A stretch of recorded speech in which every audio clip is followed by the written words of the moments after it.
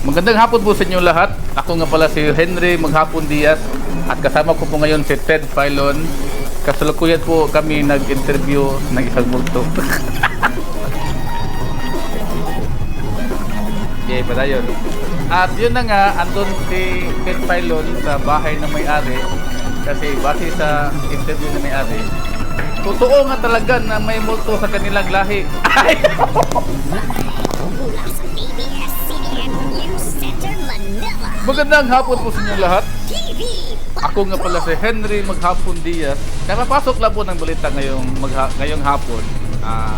Di umano may multo sa bahay ng Barangay Pardo, Cebu.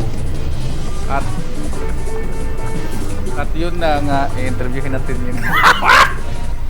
Wait. Alex. At yun na nga, i-interviewin na At yun na nga mga kaibigan, mag-i-interview na nga sa doon sa multo. Ay, hindi. Mag-interview sa tao. At yun na nga, kasama niya yung may-ari ng bahay. Mag-i-interview sila dalawa. Balik.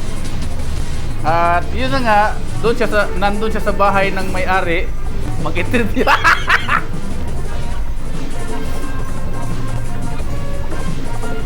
At yun na nga, pumunta siya kanina sa bahay ng may-ari kasi yung bahay ng may-ari nagrereklamo kasi siya kasi totoo talagang may multo sa kanila. Ayun, yun na. Patayin ako.